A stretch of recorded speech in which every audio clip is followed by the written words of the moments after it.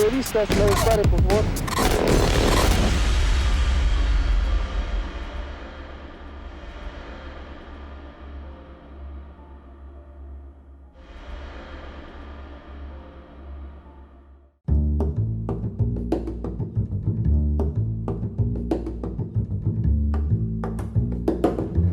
Bienvenidas y bienvenidos a este programa especial de memoria histórica en el que recuperamos el recuerdo de los y las periodistas que murieron durante el conflicto armado salvadoreño. Según datos del Comité de Protección a Periodistas, CPJ, 30 comunicadores nacionales e internacionales murieron y uno sigue desaparecido, pero el número real de las víctimas de la prensa sigue siendo incierto.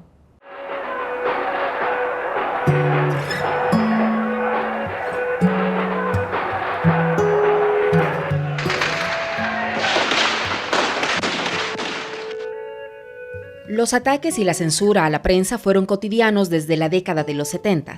Los bandos en contienda atentaron contra las instalaciones de El Diario de Hoy, La Prensa Gráfica, YSAX o la misma imprenta de la UCA, El Independiente y La Crónica del Pueblo.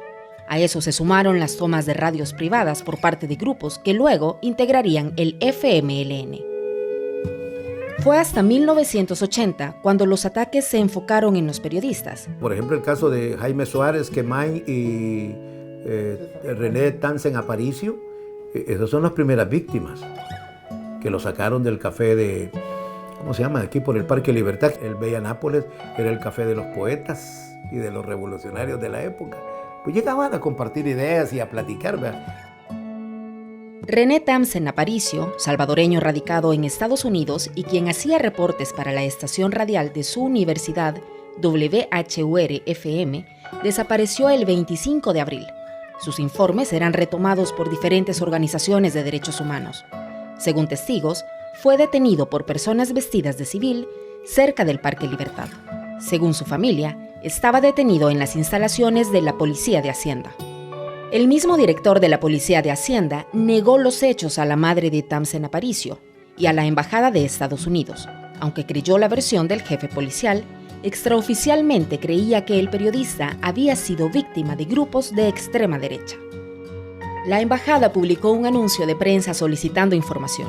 Según cables desclasificados, recibió una respuesta. Thamsen estaba muerto. Fue capturado por grupos paramilitares de la Unión Guerrera Blanca que suponían dirigía el mayor Roberto Davison. La embajada cerró su investigación en mayo de 1980, dando credibilidad a las versiones de la Junta Revolucionaria de Gobierno y sus aparatos de seguridad, cuyos personeros, incluyendo al mismo Napoleón Duarte, le dijeron en diferentes momentos no tener conocimiento del hecho. Thamsen Aparicio nunca fue encontrado.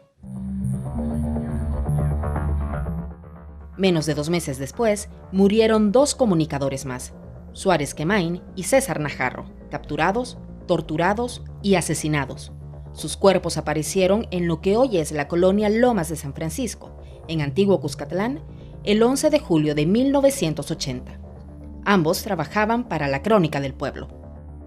Najarro era fotoperiodista, Suárez Quemain, poeta, anarquista, y en sus notas se combinaba la irreverencia y la ironía, además de darle voz a la incipiente guerrilla.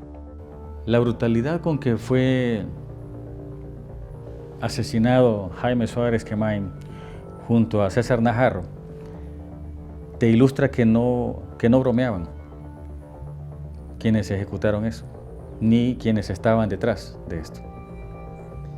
Te ilustra cómo había un alto desprecio por todo aquello que significara atisbo o posibilidad de fiscalizar, digamos, la función pública. Históricamente no se conoce mucho, pero la labor que desarrolló su periódico, ¿verdad? Que era La Crónica. Entonces, que era totalmente un periódico de denuncia, ¿verdad? Denuncia al gobierno de las atrocidades de los escuadrones de la muerte y todos los atentados que había en aquel momento. Sí, ¿verdad? Y por eso los mataron, ¿verdad? Y no se conoce mucho porque eso fue antes de que comenzara la guerra civil. Sin guerra declarada formalmente, La conflictividad de 1980 siguió marcando al periodismo. La tarde del 8 de agosto, fuerzas de seguridad asesinaron al corresponsal mexicano Ignacio Rodríguez Terraza, quien cubría un enfrentamiento junto al fotógrafo John Hogland y el periodista Raúl Beltrán Bonilla, entonces de la agencia UPI. Y cuando yo iba saliendo a la puerta del edificio, ya vi que venía el carro de Ignacio Rodríguez y lo venía manejando un compañero, Raúl Beltrán, y me gritó: negro, llevo herido a Ignacio, me dijo, en la policlínica, seguime. De inmediato siguen los disparos y llegamos a la entonces policlínica salvadoreña y ya precisamente el herido. Recuerdo que miembros del ejército me dicen: es que ustedes entraron a la zona. Sí, le digo, ustedes nos dispararon. Y pues el fiscal era el señor, el doctor Guillermo Guevara Lacayo. Precisamente él era el fiscal que nos promete investigar el crimen y pues así quedó la historia. 1980 cerró con la muerte de 4 personas de la estación Radio Musical de Santa Ana: Mauricio Guerra, Ricardo Luarca, Ángel Ernesto Salguero Magaña y Jorge Vides, así como del periodista de El Independiente, Antonio Velasco.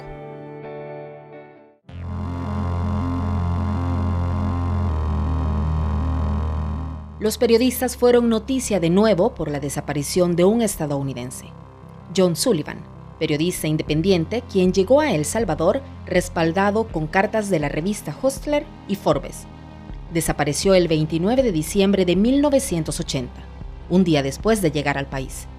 Su caso escaló hasta el Congreso de Estados Unidos, donde representantes demócratas exigieron una investigación.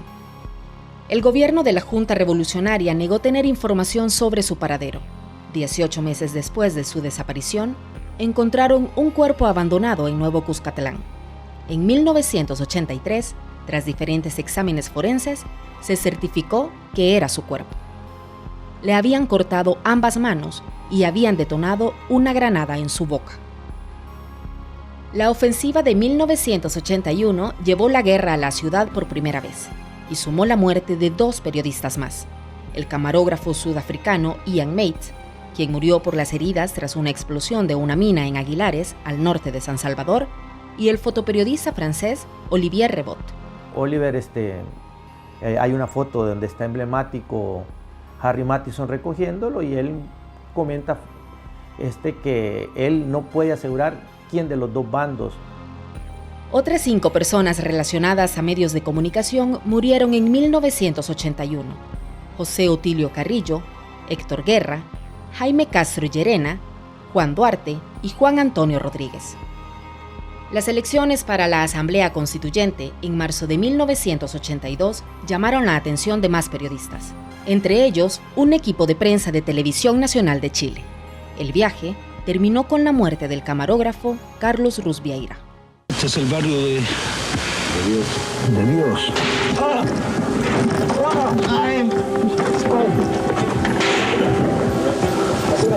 Carlos.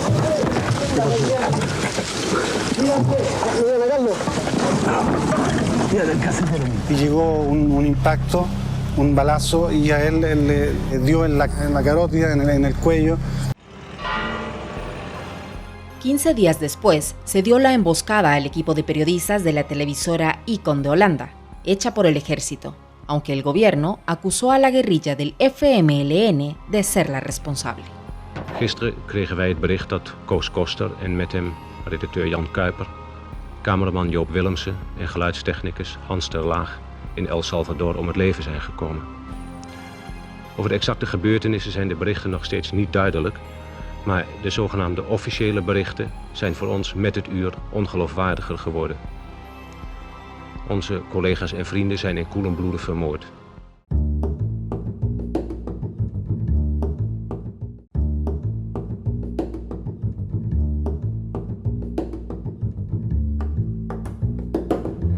En esta entrevista especial sobre memoria histórica y periodismo, vamos a conversar con la periodista mexicana María Cortina.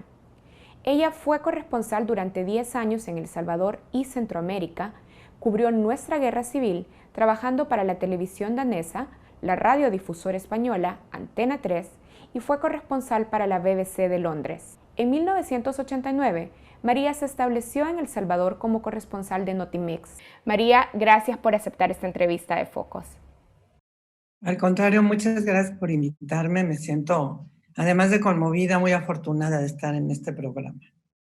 Bueno, María, en su libro, que yo tengo aquí, de hecho, este libro se titula El Salvador, Memoria Intacta. Nos presenta a mujeres y hombres periodistas que durante nuestra guerra, nuestro conflicto interno, quedaban cautivados por nuestro país, pero en realidad era un ambiente sumamente violento. ¿Qué los cautivaba de El Salvador en ese contexto de violencia generalizada? Mira, yo creo que lo que nos cautivaba era que uno creíamos en esa guerra, en el sentido de que sí vimos una esperanza. Éramos jóvenes, casi todos, y veíamos en El Salvador una esperanza de que era posible cambiar la violencia, cambiar las injusticias. Y veíamos, dentro de todo ese horror, veíamos un país que luchaba, un país que creía en lo que estaba haciendo. Me refiero en la gente o que apoyaba la guerrilla o que simple y sencillamente hacía algo por cambiar el estado de cosas, ¿no?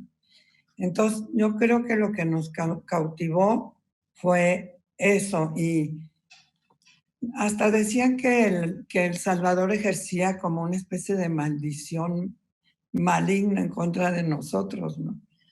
Porque incluso los estadounidenses no se querían ir. Siempre decían que habían llegado para quedarse un mes y se quedaban por mucho tiempo, ¿no? O hasta que terminó la guerra. Ahora, María, usted acaba de decir, nosotros creíamos en esa guerra y nos causaba esperanza esa guerra. En la introducción de su libro dice esto: no tardé en darme cuenta de que en este pequeño país la realidad tiene cara de ficción, y fue precisamente ese descubrimiento lo que se iba a constituir el principal reto de su carrera como periodista.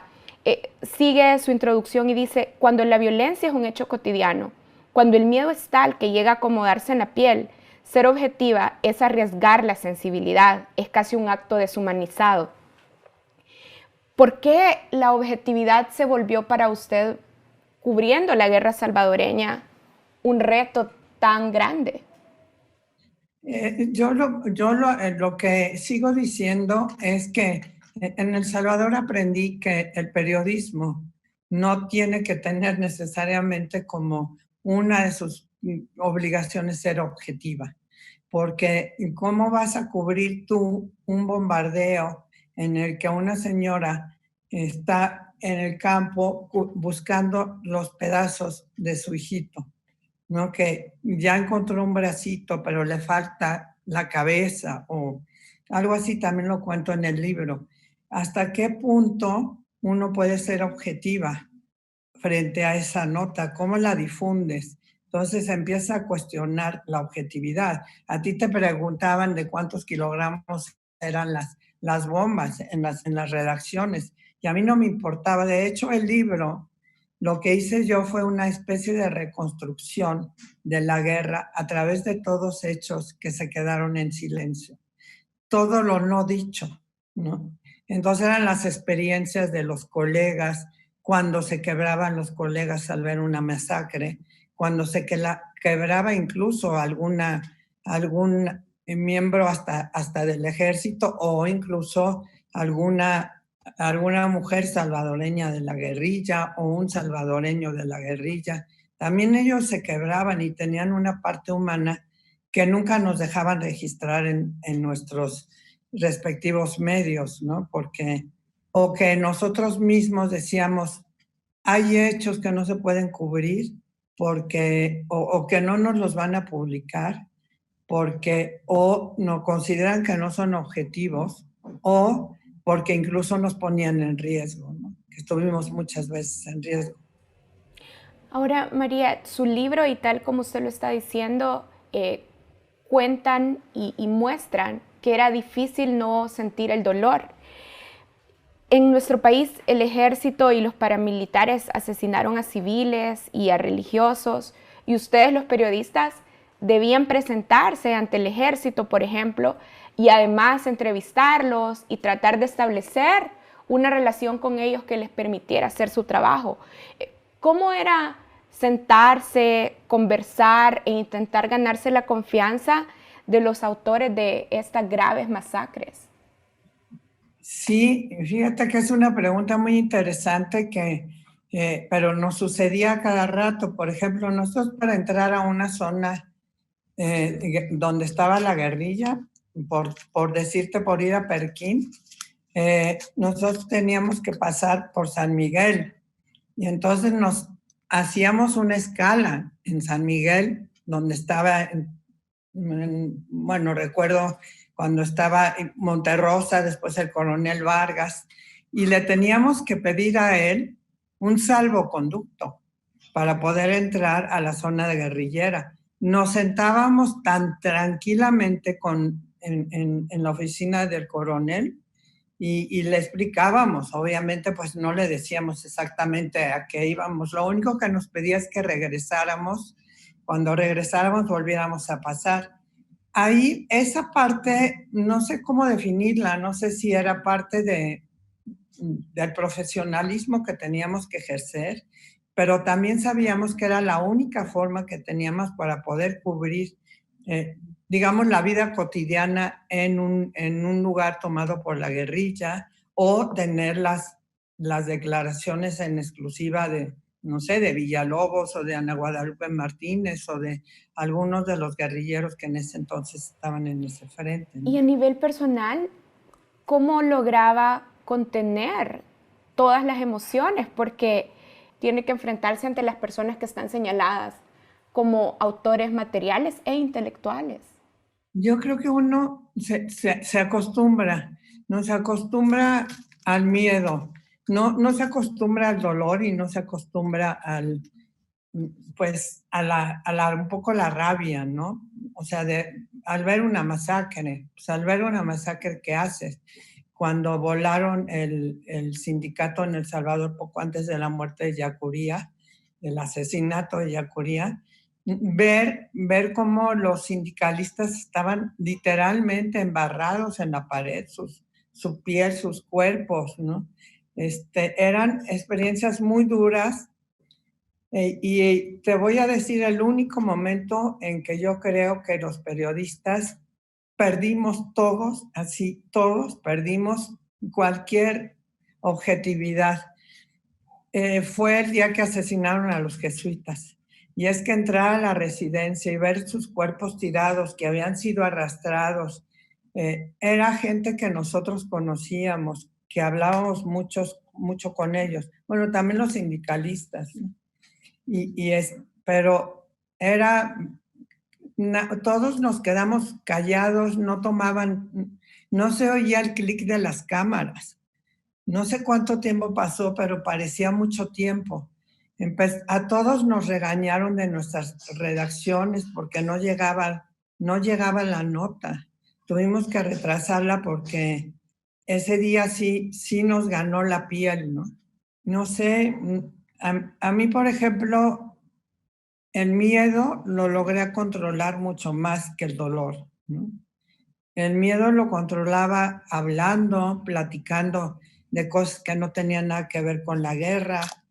Una vez que caímos en un campo minado, yo no tenía miedo, yo nada más iba buscando, me bajé del coche para ir diciendo si se veía algo de alguna mina. Y platicaba mientras de otras cosas, como que hay recursos que nosotros teníamos, ¿sí?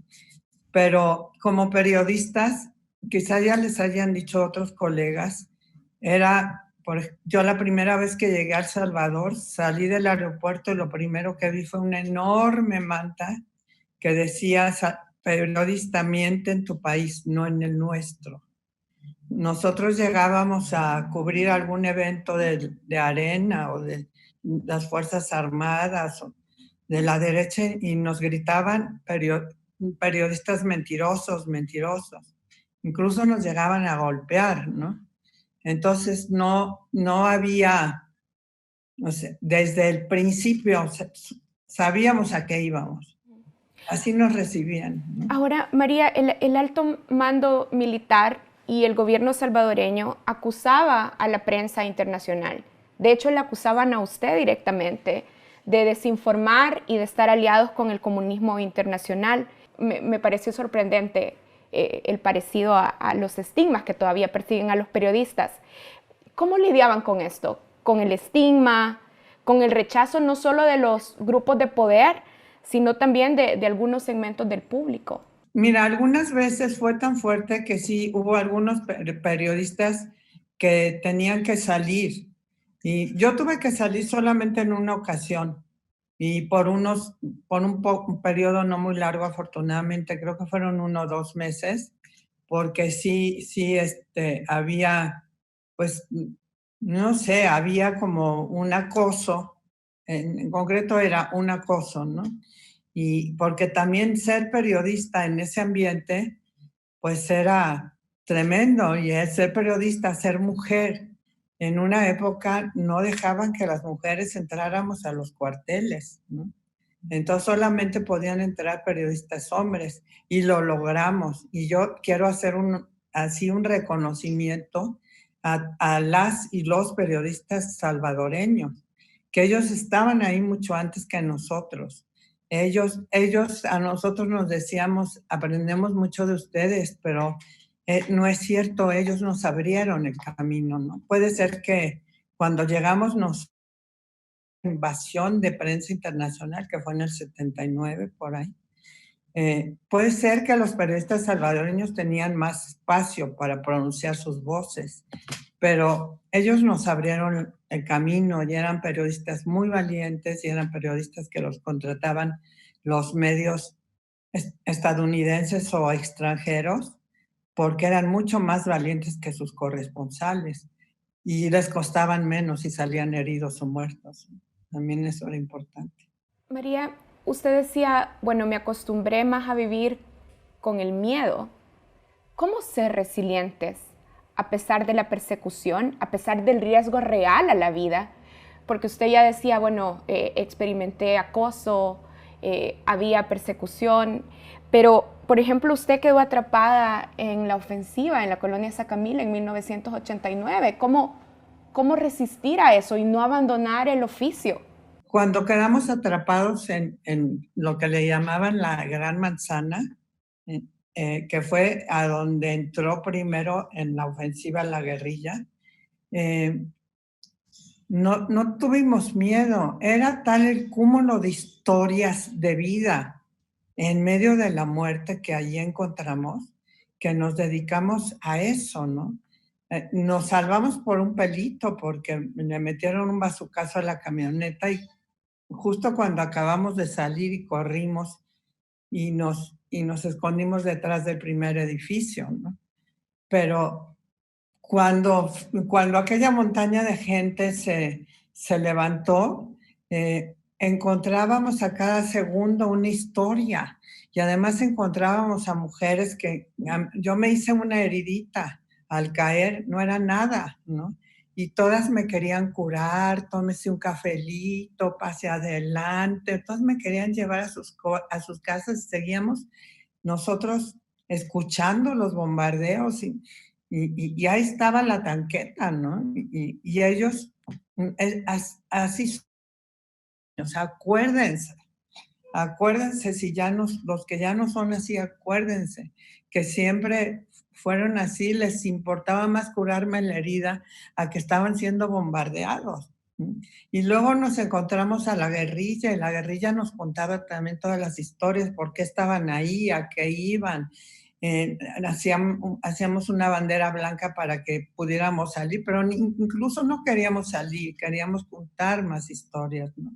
Que era, pues, para eso estábamos, para que fuera se enteraran lo que estaba pasando dentro, para transmitir las voces de la gente que estaba haciendo la guerra y sabía por qué la gente que la estaba combatiendo y no sabía por qué, y todos los demás los que la testificaban.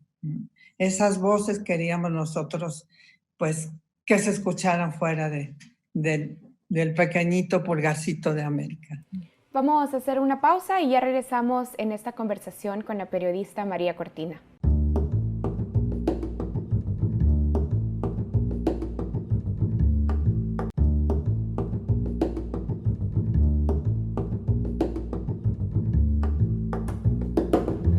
Continuamos en esta entrevista especial. Nos acompaña la periodista mexicana María Cortina.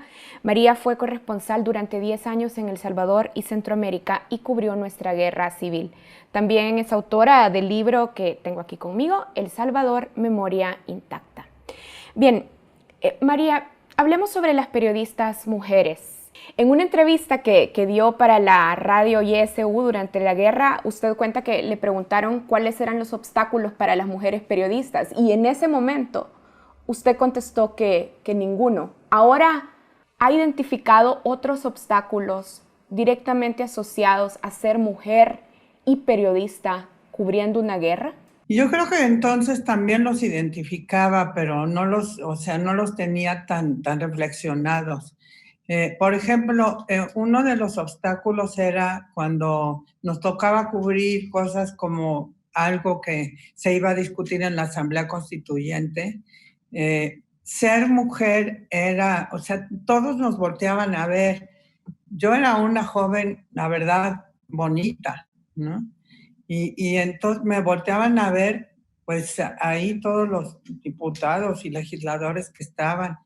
Y luego nos mandaban cosas, nos mandaban regalos, ¿no? Yo jamás los aceptaba.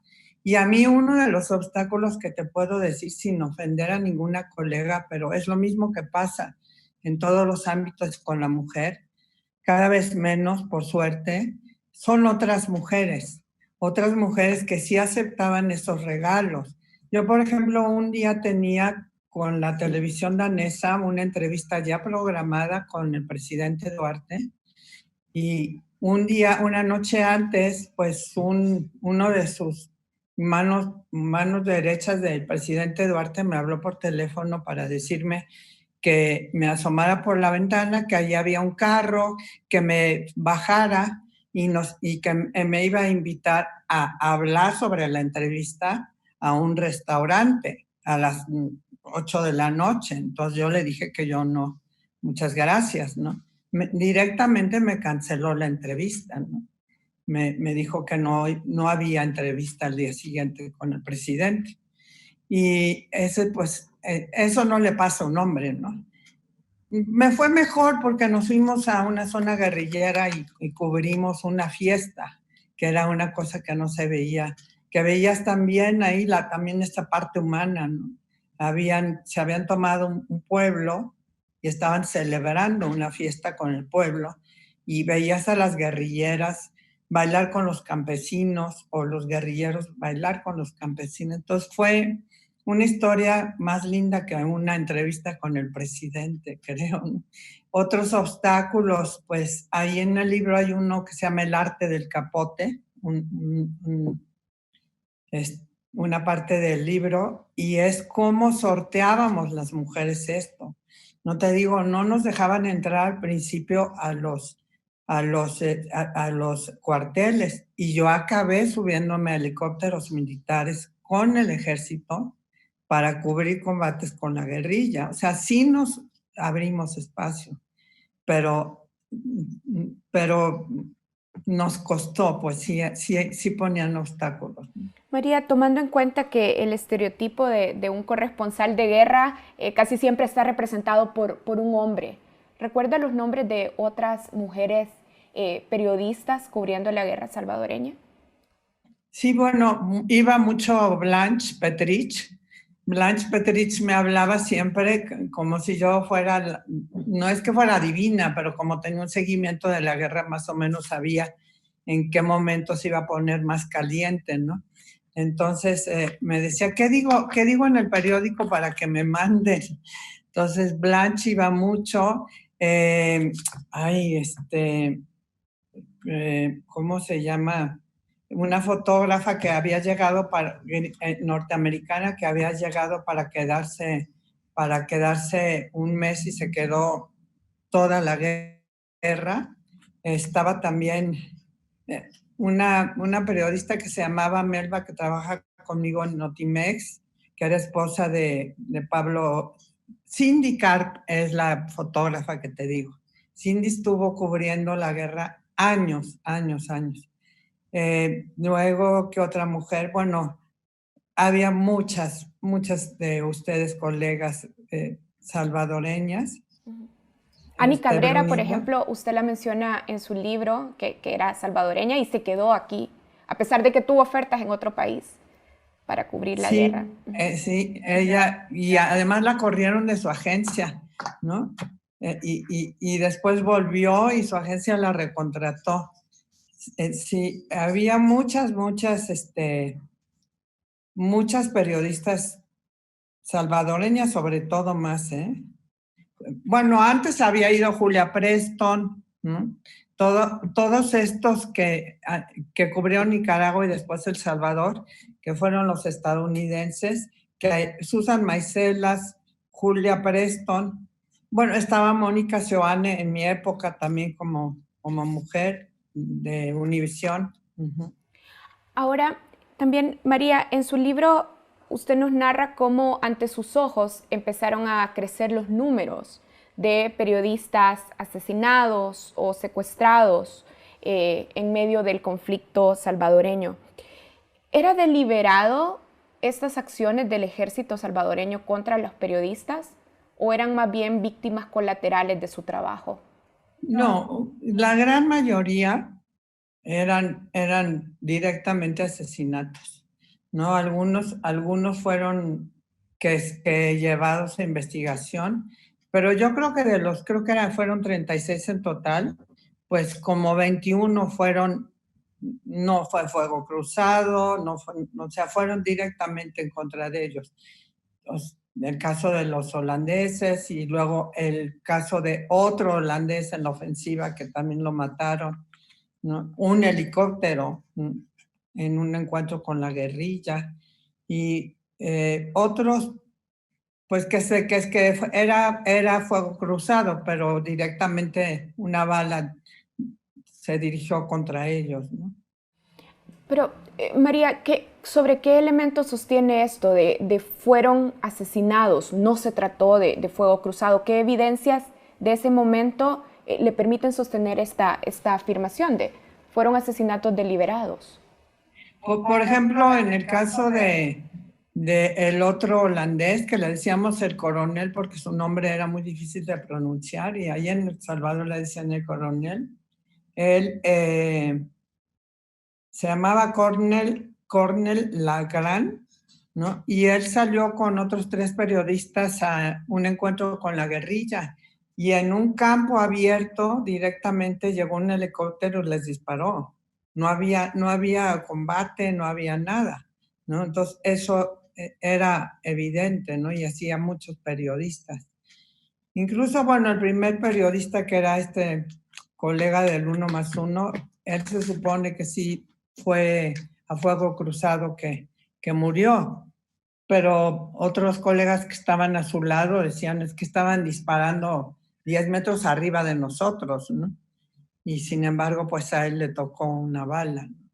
Entonces, según investigaciones, el número de periodistas que murió en la guerra fueron en su mayoría deliberados. Usted, además de ser periodista, era también madre. ¿Cómo lidiaba esto? Y cómo lidiaba también las críticas que señalaban esa decisión radical de continuar con su trabajo, pero además de venir a vivir aquí con su hija?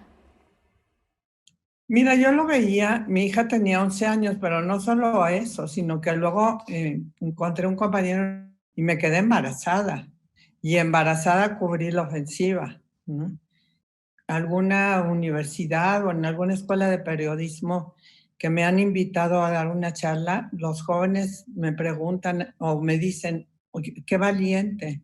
Yo les contesto, no, nunca fui valiente, porque para ser valiente hay que tener miedo. Y yo el miedo lo aprendí a dominar. Entonces lo que era irresponsable, ¿no? Entonces era una irresponsable disfrazada, ¿no? Frente a mí misma.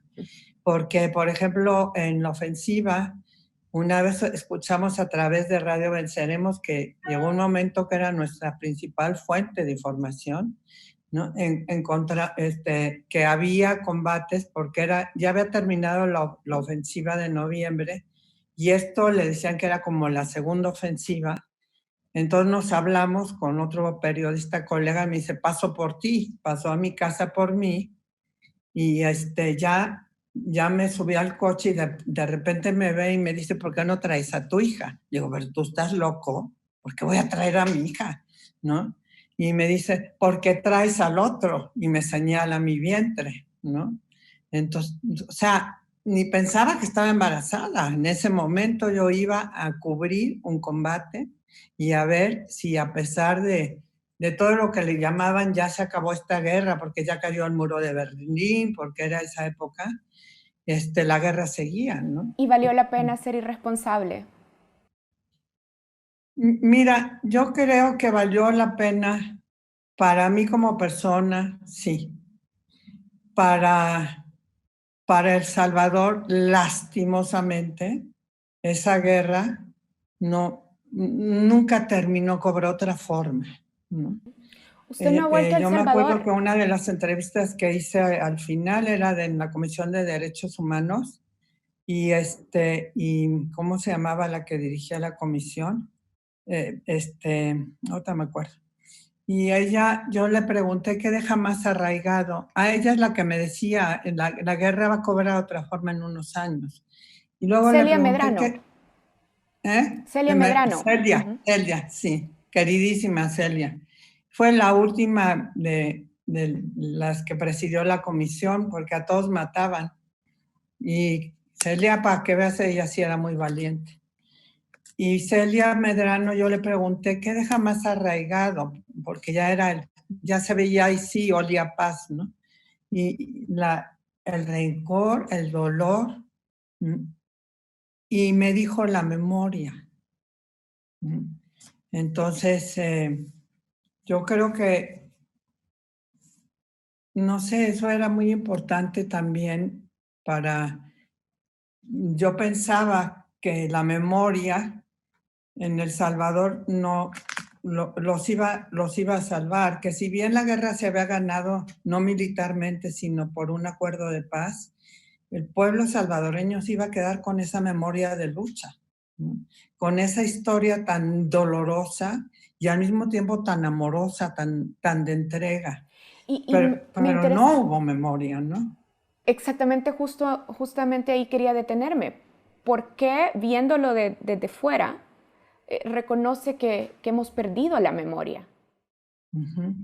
Mira, yo creo que eso suele pasar en muchas guerras, incluso en España después de la guerra civil y ya en la transición como que no quisieron saber ya de los muertos y buscar a los desaparecidos o sus restos, ¿no? Y yo pienso que sin memoria no hay verdad y sin verdad no hay justicia. ¿Por qué se llama el libro Memoria Intacta? Porque narra hechos que no fueron cubiertos en los medios, ¿no? O fueron cubiertos de otra forma, ¿no? Una vez me tocó ir con la guerrilla a un operativo y resulta que el que estaba al frente de la columna era del lugar donde íbamos. Entonces eso fue muy, muy impactante, ¿no? O sea, pero nadie iba a hacer una historia así en un periódico. Lo que me contaba y lo que sintió cuando vio a su hermano, que era guardia, muerto, ¿no? Ya, porque la guerrilla pues había logrado entrar. Entonces, yo creo que la memoria a mí me impresionó y quizá por eso no he querido volver a El Salvador, porque creo que el dolor que siento de ver que esos más de 10 años que se vivieron, esos muertos, esos desplazados, esos desaparecidos, los invisibilizaron totalmente. María, quiero agradecerle por este espacio de conversación que ha concedido a Focos. No, muchas gracias y estoy cuando quieran para participar con ustedes, y al pueblo de El Salvador lo quiero mucho. Los salvadoreños son personas que nada más tienen que recuperar un poquito la memoria para acordarse cómo fueron, y que sigan siendo gente como ustedes, Karen, y como tu programa, y como muchos otros periodistas de tu generación que creen en la importancia de recobrar la memoria y que siguen luchando. Sigan así, porque El Salvador tiene que ser un país diferente. Gracias, María. Y bueno, así cerramos este espacio de entrevista con la periodista María Cortina, que fue corresponsal en nuestro país durante la Guerra Civil. Recuerden que este contenido, esta entrevista y otros contenidos de Focos pueden encontrarlos en nuestro canal de YouTube, Focos TV. Ya regresamos.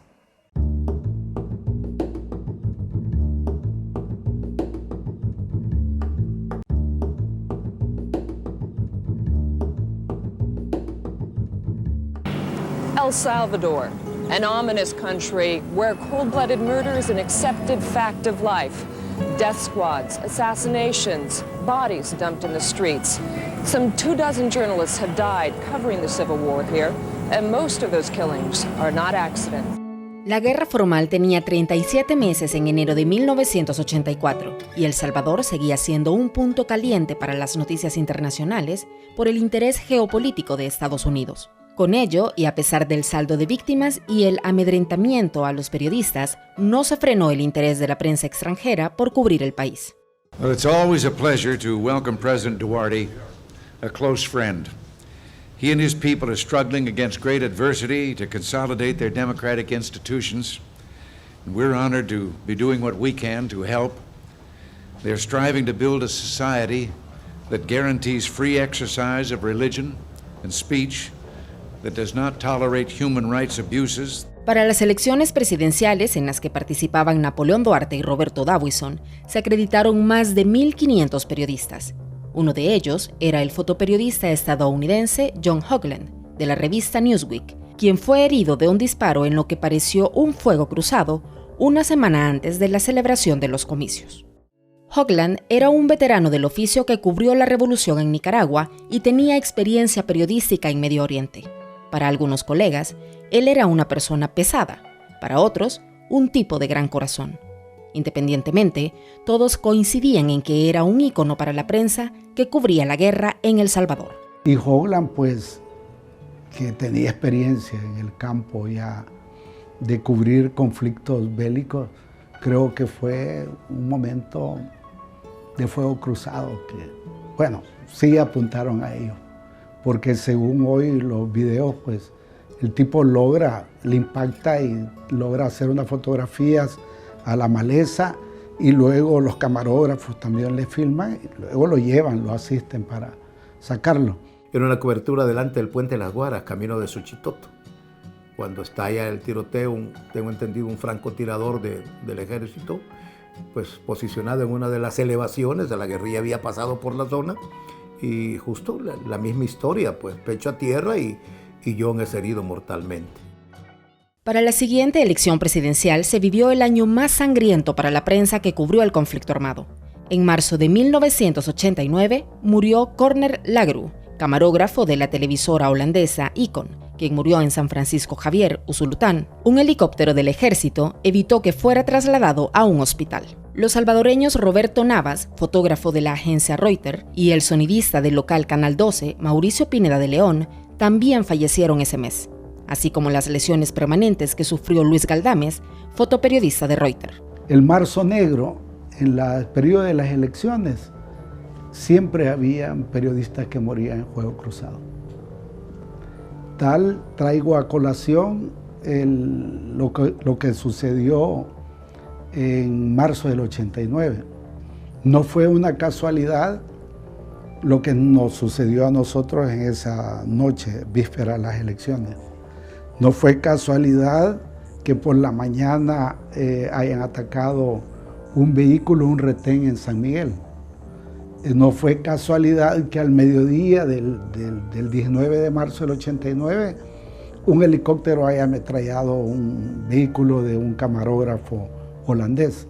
Entonces, en ese marzo negro, sumando a los otros periodistas que habían sufrido atentados o que habían muerto en fuego cruzado, entre comillas, mueren 3 y 1 queda herido. Todos los casos engrosaron la lista de impunidad contra la prensa. I have a question for you. What is your government doing to investigate the death of the Reuters cameraman on Election Day and also the Air Force attack on the vehicle carrying Cornell out on Election Day? There are investigations that are going on, especially in the case of the Air Force incident with the 2 Reuters people. En noviembre de 1989 estalló la última ofensiva del FMLN, donde morirían los fotoperiodistas Dagoberto Aguirre Cornejo, quien fue herido en San Marcos, al sur de San Salvador. Su cuerpo apareció con señales de tortura en el barrio San Jacinto de la capital el 12 de noviembre de 1989. Y el inglés David Blondie, quien murió de un disparo hecho por un francotirador en el municipio de Mexicanos. Cuando parecía que la ofensiva había terminado, Eloy Guevara Pais, fotoperiodista contratado por la agencia AFP, fue abatido por un tiro el 1 de diciembre de 1989. La guerra terminó sin procesos de investigación ni condenas judiciales para todos los casos contra periodistas, mucho menos el de otros comunicadores a quienes se les vinculó con alguno de los bandos en conflicto, como los miembros del Centro de Información Nacional de la Fuerza Armada, José Ceballos, Aníbal Dubón, Óscar Herrera, Alfredo Melgar y Elibardo Quijada, asesinados por el FMLN y cuyos cuerpos calcinados fueron encontrados en la colonia Escalón en San Salvador el 29 de noviembre de 1989. O el de los salvadoreños Jorge Uceda y Pedro Martínez Guzmán. Te digo, es una lista incompleta porque como muchos que trabajaron para medios que eran muy pequeños y que de la noche a la mañana desaparecieron, pues. Tampoco hubo justicia en los casos que el Estado prometió investigaciones. En la actualidad, solo el caso de la emboscada y asesinato de los 4 periodistas holandeses de Icon en 1982 está en investigación por la Fiscalía. La causa de Pineda de León está cerrada con el veredicto absolutorio del único acusado, en un juicio en el que existieron amenazas al jurado por parte de elementos del ejército. Tampoco el caso del mexicano Ignacio Rodríguez, el primer corresponsal asesinado en la guerra, obtuvo la atención del Estado, porque un grupo de amigos presentó una petición de investigación en junio de 2010 al entonces presidente Mauricio Funes. 4 años después, se envió una nueva petición al presidente y excomandante guerrillero Salvador Sánchez Serén. Nunca hubo respuesta, solo olvido e impunidad.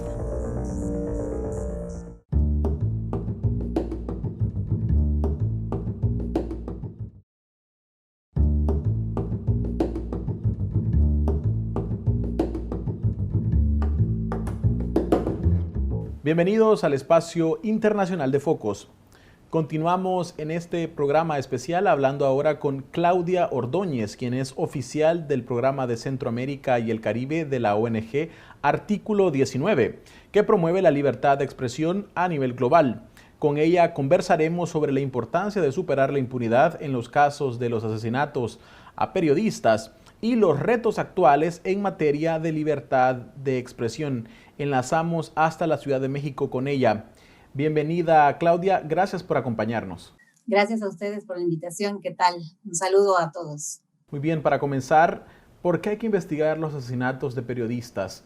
¿Qué rol debe jugar el Estado para superar esta impunidad? Las familias afectadas y en general toda la sociedad, no solo de El Salvador, sino de Centroamérica, tienen el derecho a saber por qué se cometieron los delitos que se cometieron contra las y los periodistas, ¿no? Es decir, los y las periodistas juegan un rol social muy importante, muy relevante para la sociedad en términos de ser un contrapeso para el poder, en términos de informar, ¿no? De acercar la información a la sociedad para que la sociedad esté informada y pueda tomar decisiones claras sobre su participación en política pública, Entonces, investigar qué fue lo que pasó con un periodista. Uno es primero honrar la memoria y el trabajo del periodista. Segundo es que la sociedad tenga un mensaje claro de que agredir a un periodista tiene un costo alto, ¿no? Porque lo que ha pasado en nuestras historias latinoamericanas es que han habido una serie de agresiones y asesinatos a periodistas sin ningún costo social, político, jurídico, y entonces se va dejando un precedente y una garantía de impunidad, ¿no? Esta garantía de repetición es una garantía que permite que otro tipo de violencias se estén ejerciendo contra la prensa. Y entonces el mensaje es, no pasa nada, no hay ningún costo por aniquilar, por silenciar a un periodista, porque el impacto no solo es personal contra alguien, contra una vida, sino el impacto es contra la sociedad, porque deja de ser informada, y también de las víctimas a quien esa persona, ese periodista les da voz sobre lo que sucede, sobre lo que está aconteciendo en lugares muchas veces donde los silencios son muy amplios y no se tiene información. Entonces, es un impacto en lo particular, pero también en lo general en cuanto al derecho de las sociedades a estar informadas. Ahora bien, durante la guerra salvadoreña murieron cerca de 50 periodistas nacionales y extranjeros, y sus casos están en la impunidad y en el amplio olvido. En la región también ha ocurrido lo mismo. ¿Qué consecuencias para el futuro lleva el silencio en estos casos? El asesinato de un periodista es un agravio a toda la sociedad, ¿no? Es la sociedad la que pierde en su conjunto, pero también los gobiernos, porque en la medida en que protejan a los y las periodistas, garanticen el ejercicio de su labor de manera libre y segura, también se fortalecen las democracias, se fortalecen los gobiernos. Pues primero es un mensaje de impunidad, ¿no? El otro mensaje puede ser como de que hay un pacto de corruptos, un pacto de personas, entre los gobernantes, entre actores particulares que buscan que no se sepa la verdad, ¿no? Incluso invierten muchos recursos para impedir que se investigue y que se tengan resultados de qué fue lo que pasó con el periodista y por qué lo mataron. Entonces, ahí me parece que también da un mensaje de fragilidad democrática, de una fragilidad institucional de parte del propio gobierno y sus instituciones.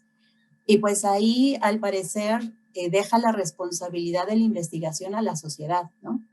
A la sociedad organizada, a la sociedad civil, en términos y a las familias incluso, ¿no? De las víctimas, porque al final algo que no se investiga es pues una huella en la sociedad que no se cierra, una herida que no se cierra.